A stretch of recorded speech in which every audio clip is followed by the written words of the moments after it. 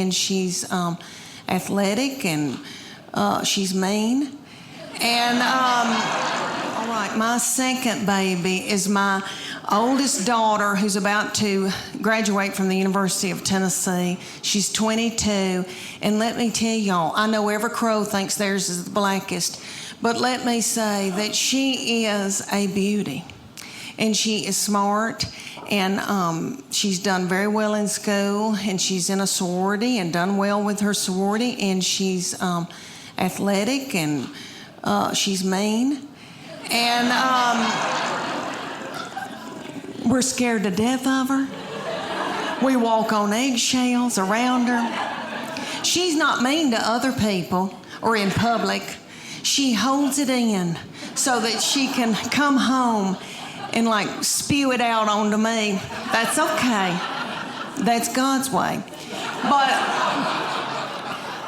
this is what I think happens. When she was a junior, her summer between her junior and senior year, I think that God allows this to happen. And you little girls, that your babies aren't this old, just listen to me. All right, one day they'll just turn on you. And you'll think, who in the world is this? Who's coming down the steps in the morning? We don't know who this is. I think that God allows that because he knows that you're about to let your baby go off to college or whatever they're going to do, and he knows that you're grieving. So he makes them just as mean as he can so that you can let them go.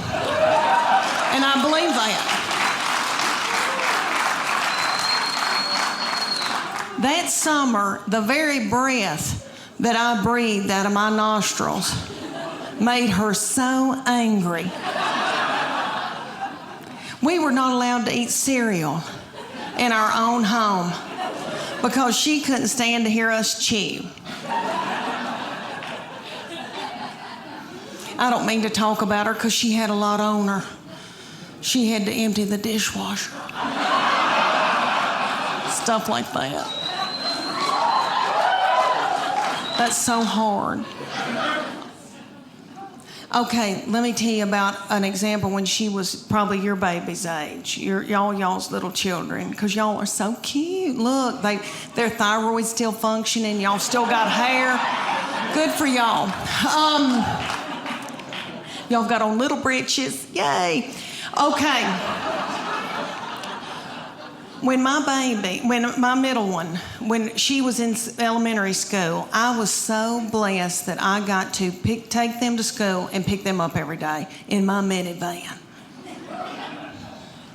And I would watch them come out, my girls, and I saw them. They were in a good mood.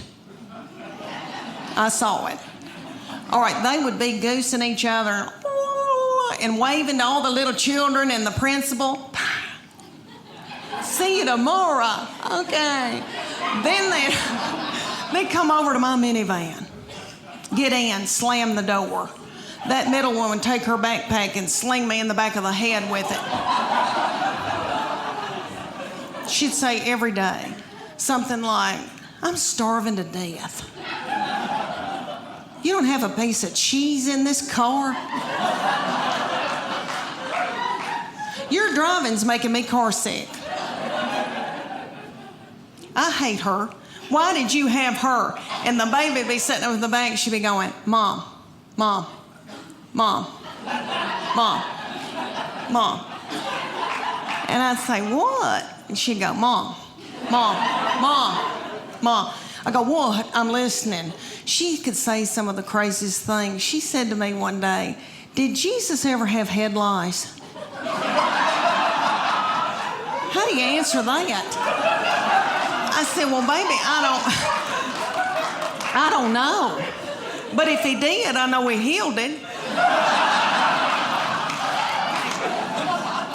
Let me tell y'all that I am a mama, and I have 3 children that I'm in love with, and I am now an empty nester. I have 2 in college and 1 married. And you'd think I'd look forward to being an empty nester. Some people go, woo. I don't feel woo. I miss them. My husband misses them. I found Netflix when I when the last one left, my baby child, she's now 20, when she left, I took to the bed. And I ate chocolate-covered blueberries that you get at Target. And I found Netflix. And I binged watched Scandal. Have y'all seen Scandal? That first season, the chemistry between the two main characters, I think something's really going on. Anyway, it set me on fire. And so I laid up in the bed and watched that and like ordered Jimmy John's from my bed. And my husband said, "Are you all right?"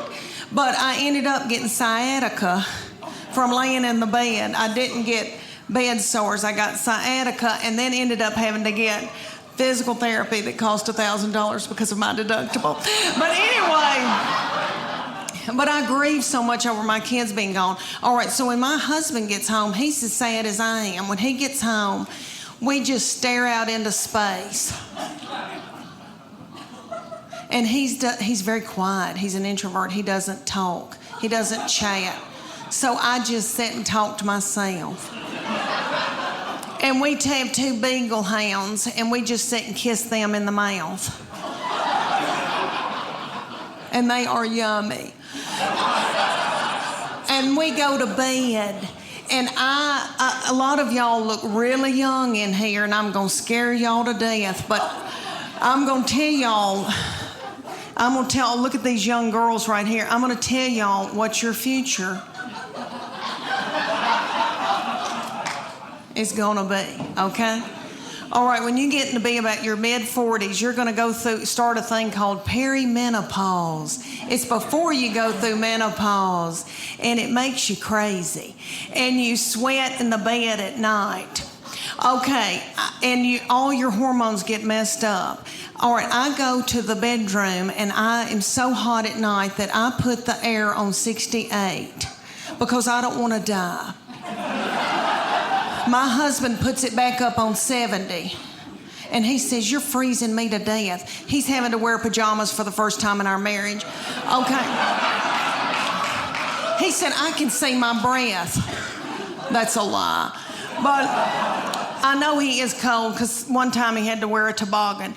But anyway, we get in the bed, and that big beagle, who is 10 years old, a boy named Augie, who is so sweet, my husband spoons him in the bed. And then we've got a new little beagle that is a pocket beagle, and her name is Gigi, and she is so yummy. And she had a nervous tick when we got her, and she ate our couch. But other than that, I love her.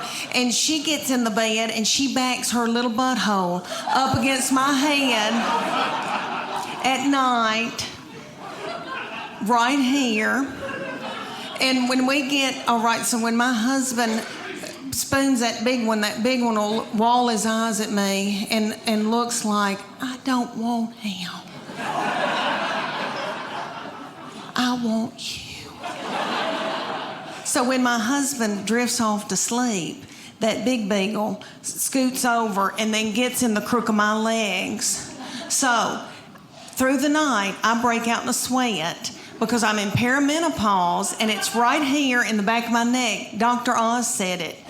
Okay, so then I'm sweating like I've done Zumba all night.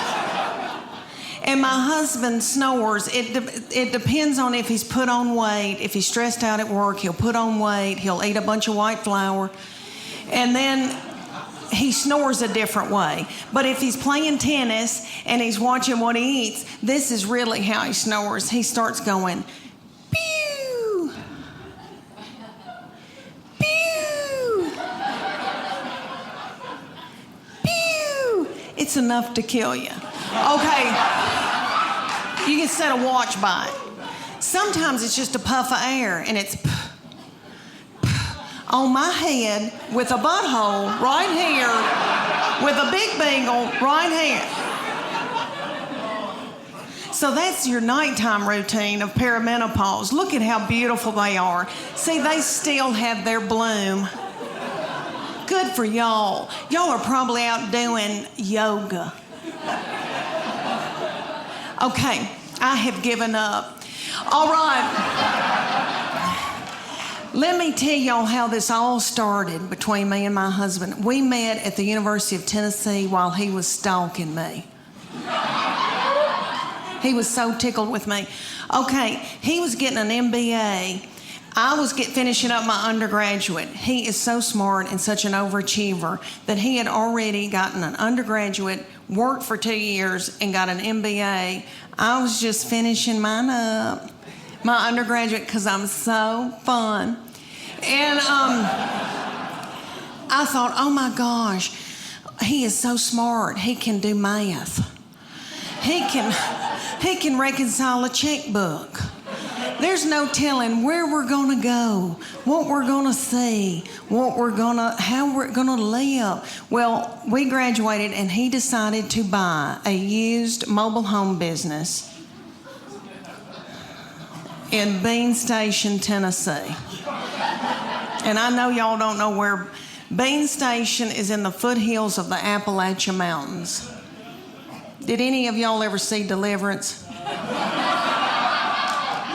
I think they filmed that there. Beautiful, beautiful lakes and pretty and all that. But so he moved me there and he wanted me to be in sales for him at this used mobile home business. So I did that day. Until I saw a family drive up in a Gremlin with the window out and a 9-year-old smoking a cigarette. That's the truth. She lit it off of her meemaw. And that's her grandmother. Do I need an interpreter? Okay. She lit it off her grandmama. And so I quit that day and I went home and I got pregnant that night. All right.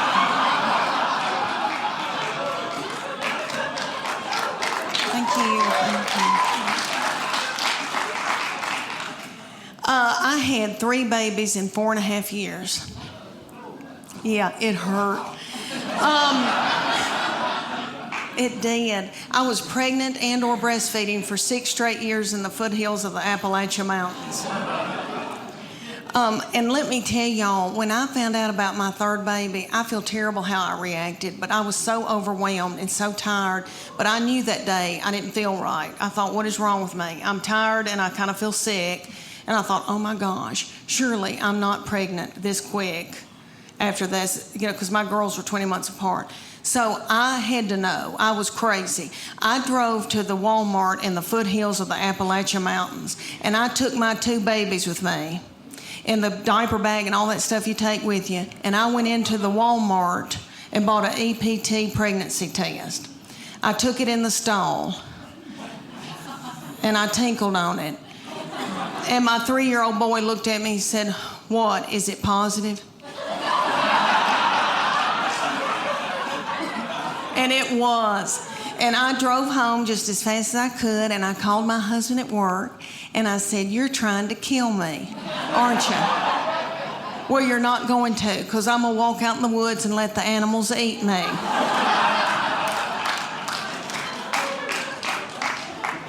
But y'all little mamas probably know what I'm talking about. It's so overwhelming. We would be in the grocery store, and my 3-year-old little boy, so yummy, so sweet, would be in Superman panties with doo-doo balls falling out at the grocery store. I think, oh my gosh, did anybody see that? I don't have anything in my purse to pick it up with. Is some little child gonna think it's a milk dud? Just keep on moving, everybody. Just keep on moving.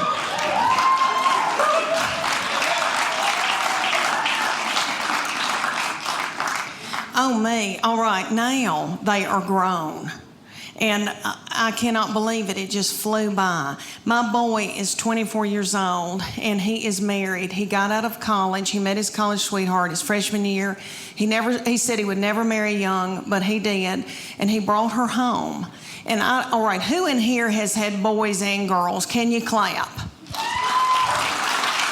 Who do you think's easier to raise? I mean, just yell it out, boys or girls. Boys. Boys. Every once in a while, a little frail woman will yell, "Girl." And she's probably being threatened. But anyway, no.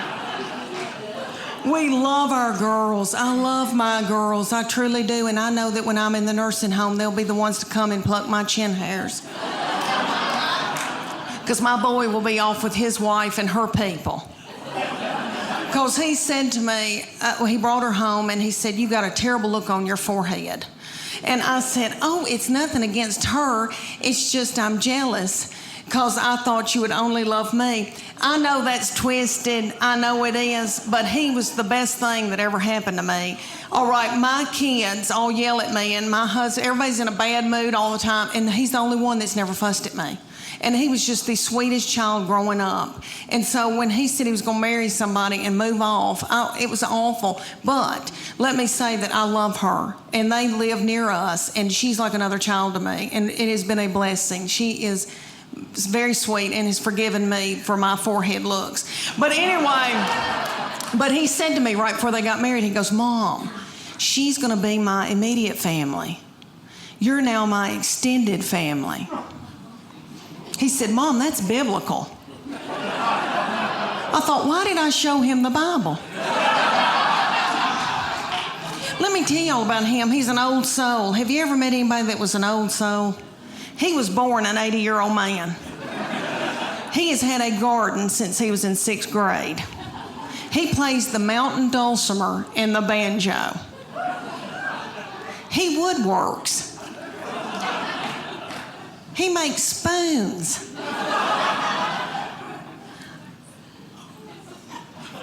He makes spoons. I mean, he is so yummy. All right, his favorite music is gospel bluegrass. His favorite, oh, well, no. Okay. Ding-a-ding-a-ding. All right. His favorite artist was Dr. Ralph Stanley. Dr. Ralph, look at you. Look at you.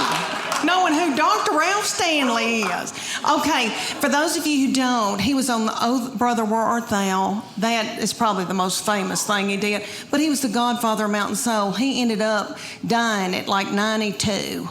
And had a little cowboy hat propped on his head. Yummy.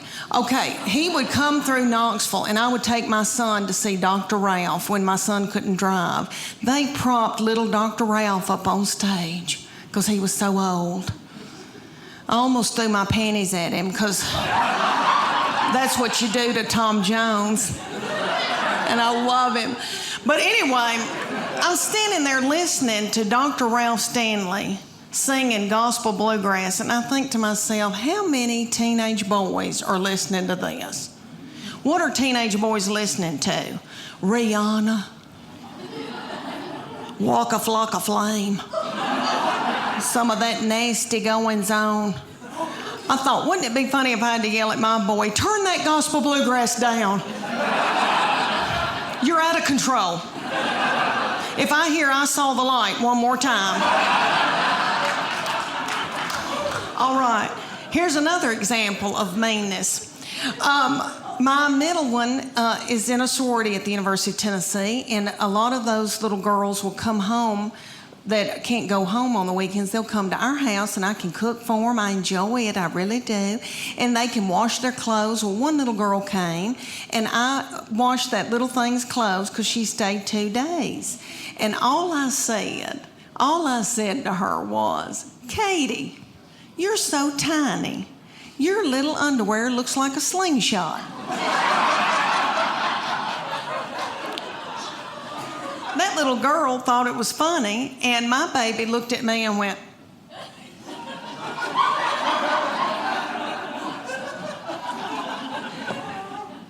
so I got out of there.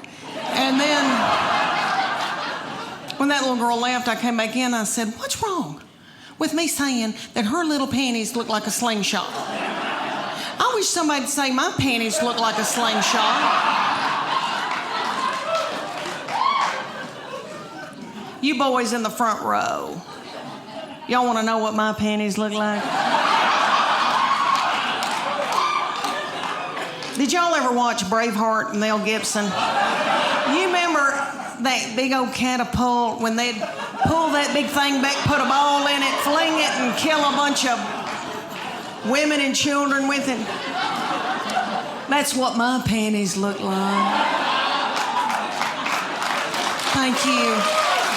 Thank you. Oh. Thank you for clapping for my panties. I used to wear Victoria's Secret when I was their age, because I still had hope. But y'all know what? I quit wearing them. You know why? Because y'all know who owns Victoria's Secret? Satan.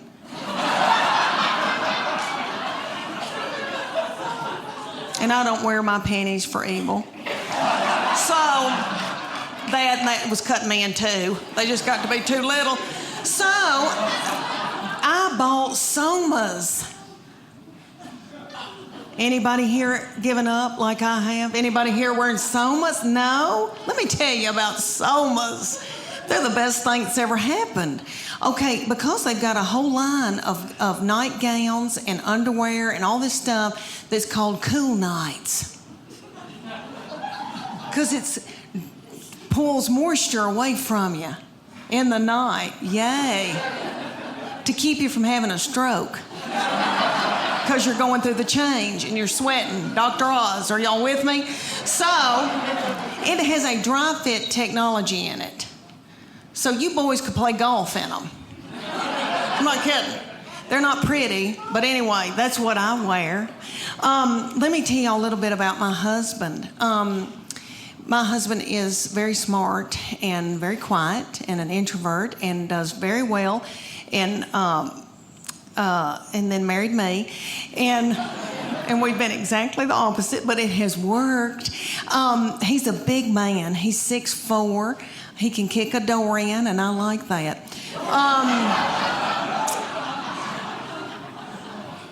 He works like a dog, and he loves a baby. Let me tell y'all that he is a baby cuddler at East Tennessee Children's Hospital. He cuddles the drug-dependent babies every week of the world as a volunteer. I know, sweet. He didn't help me with mine. But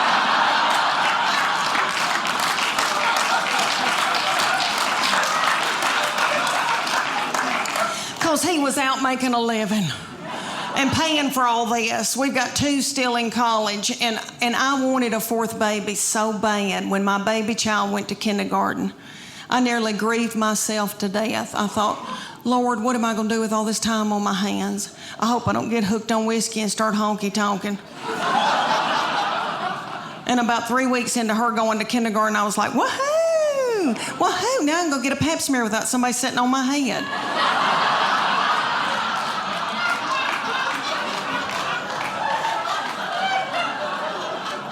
But my husband, when I dropped her off, he said, meet me at the IHOP.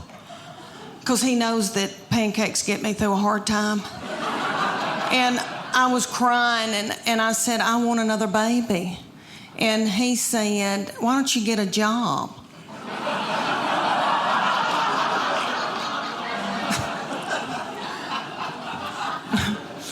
Yeah, right. So I said, I want a 4th baby. And he said, y'all are sucking the financial life out of me. So he bought me a dachshund. I had that dachshund for years. She's gone now. But let me tell you, she and I both got thyroid issues. She had cushions. I was walking her in our neighborhood one day, and a little girl came out in her driveway, and she said, can I pet your groundhog? Oh, y'all. So about my husband. All right, so my husband is a big man and is 6'4". I'm 5'8". We breed big kids. And we wanted them to be in sports and when they were growing up, and so we made them do all kinds of mess they didn't want to do. And we put our boy, when he was little bitty, we put him in T-ball. He hated it. I don't know if any of y'all have had a baby play t-ball, but for those of you who don't know, t-ball season, it's about 110 degrees outside. It's little children that are 4 look like they've got a diaper on under their baseball pants or a pull-up. The games last about 3 hours. Nobody ever hits the ball, throws the ball, catches the ball, makes contact with the ball. My baby laid in a fetal position in the outfield the entire season. He never touched a ball. Every once in a while, he'd pop his little head up and say, "Water." One game, it was so hot, and I told the middle one to go out and take her brother a water bottle. She was about 2.5, and she went walking out there with a tutu and a crown and a wand and her pink prostitute shoes from Walmart. She walked about halfway, stopped, got a glazed look over her eyes, pulled her little panties to the side, and pooped in the t-ball field. She really did. So I had to run out there and get a stick and flick it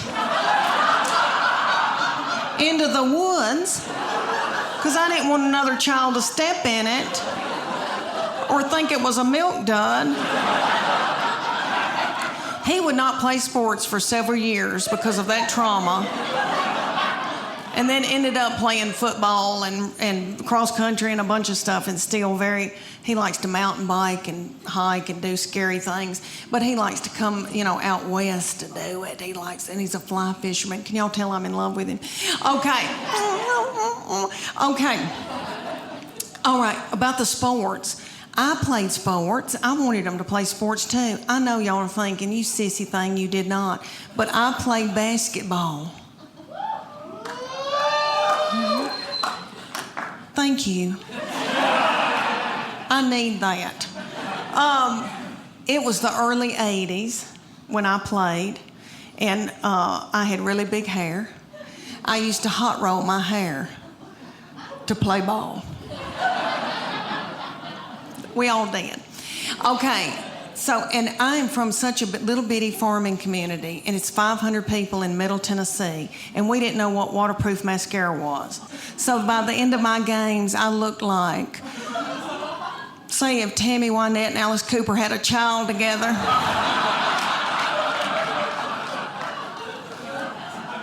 I was a forward. Sometimes I had to be the center if Mary Dallin had to take her baby to the health department.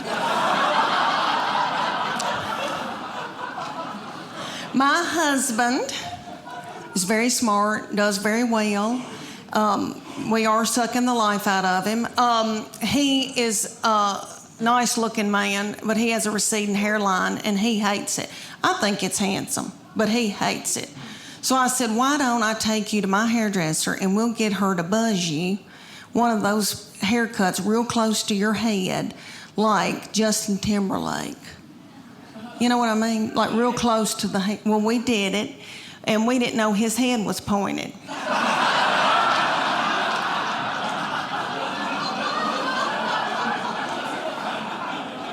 And he said, I look like somebody, and I can't quite think of who it is. And I said, is it Bull on Night Court?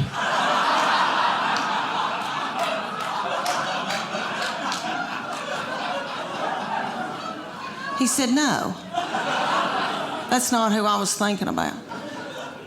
About 3 days later, he said, I know who it is. It's that lazy starfish Patrick on SpongeBob SquarePants.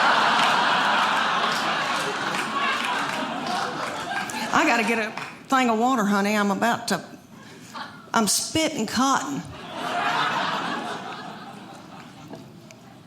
Oh, y'all. I'm so much more, way more than I have. And since I had a baby in the hospital, I probably weigh about the same that I had a baby in the hospital. And back then, I remember thinking, oh my gosh, what in the world's happened to me? And I had my class reunion right after I had my first baby, and I wore a big jumper, and I was nursing.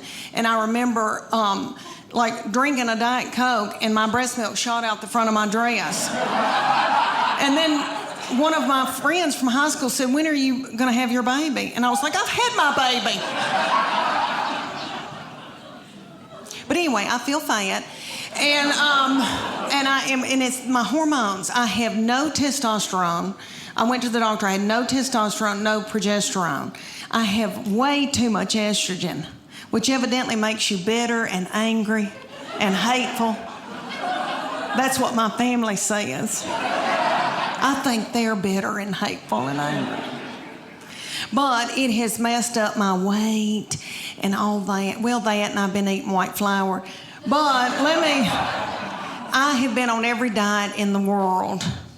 I've done everything. I've done Whole30. I've done South Beach. I have done Weight Watchers. All right, I praise God that Weight Watchers doesn't have a limit on how many times you can join. Because I have joined Weight Watchers 9 times. And lost 7 pounds in all. Come to find out, you have to follow a program. I know that, but I go because the meetings are funny, and it's like going to a comedy club. It really is. It's like AA, but it's for people who eat their emotions. And that's who I am. I eat my emotions. Like my husband would come home and the kids would be fighting and he'd say something like, what have you done all day? And I'd eat a hot dog and I don't even know where it came from.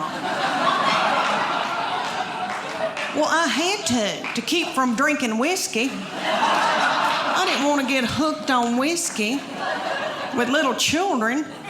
So I joined Weight Watchers so many times, and this last time, Oprah bought it. And they had Oprah on TV, and she was twirling pasta on a fork and running through tall grass. And I thought, well, if she can do it, I can do it. No, turns out, no, for the 9th time. But what the deal is they give you a point value on food. So fruits and vegetables are free.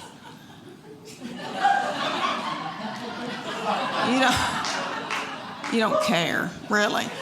And like a piece of beef that's the size of a credit card.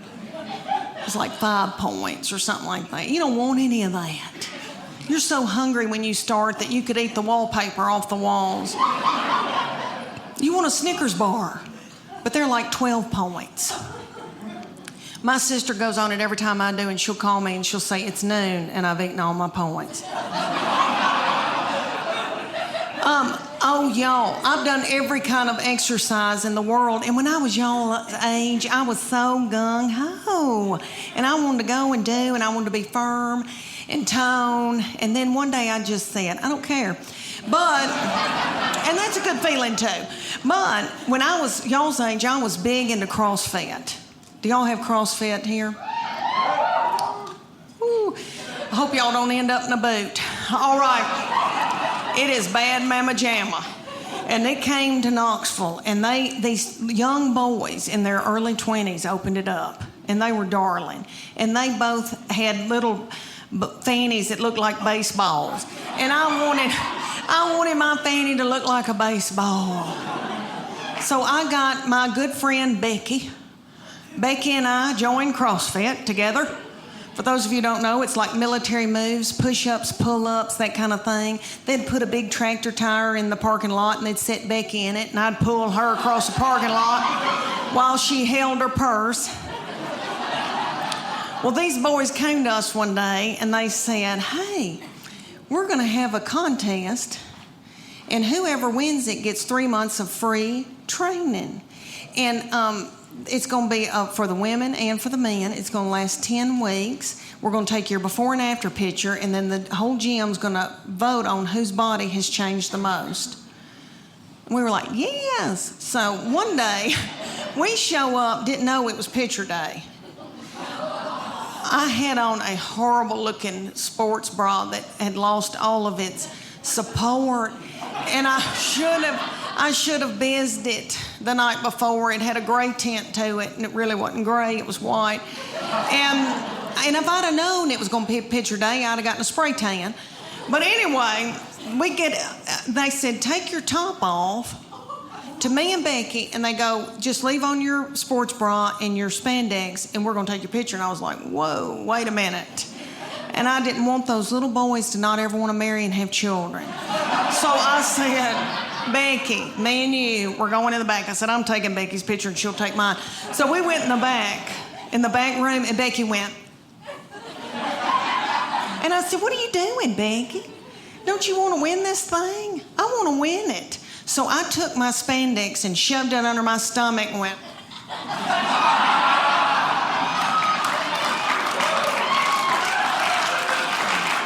Thank you. Oh, it was a sight. These kids put it on the internet because that's what kids do. So if y'all Google it and you see this poor woman with her head cut off with these 2 feed sacks, oh, it was a sight. But what they said, they go, okay, and when I saw that, I thought, oh my gosh, you are what you eat, and I look like a big bun, is what I look like. But they said, you're going to eat paleo, and it's what God put upon the earth to sustain us. So if you can run it down and kill it, dig it out of the ground, pick it off of a bush, you can eat it. So that's lean meats, fruits, vegetables, nuts, berries, and seeds. That's no grain, no dairy. When's the last time any of y'all ever got off of white flour? Anybody? Oh, and you still can yell. Okay. Good for you.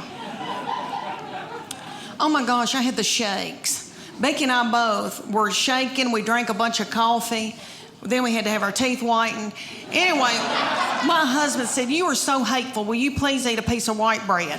I mean, it was awful. I mean, oh, how horrible if somebody had to get off of heroin.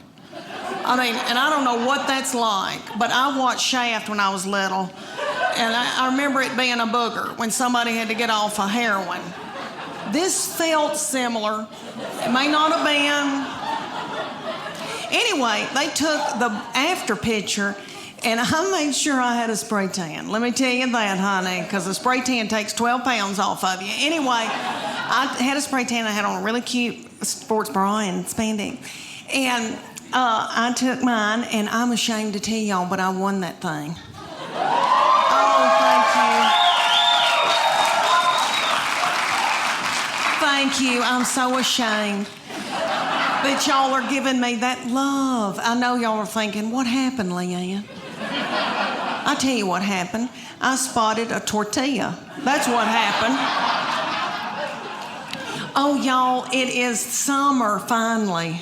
I know. I'm so tickled that we now got spring and we're about to get into summer. Okay, it's bathing suit time. I know y'all are tickled. To go and try on bathing suits. Yay. I'd rather take a bullet.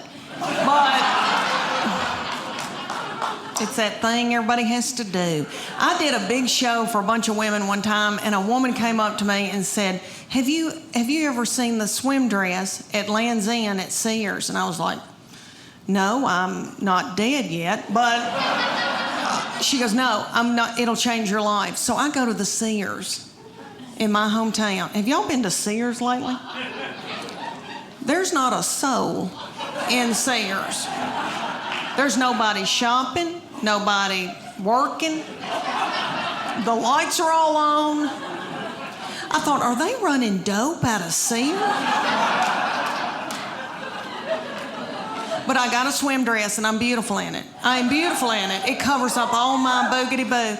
Okay, so what I've worn for over the years, is a miracle suit. The miracle suit is at department stores. It's got a tag on it that says lose 10 pounds in 10 minutes.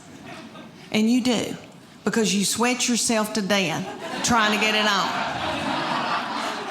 because it's a one piece and there's a girdle in it. I know, gross. Okay, have you eaten? All right, there's a girdle in it, so it smooths you out real cute through here. You look real nice through here because it squeezes your fat out in every other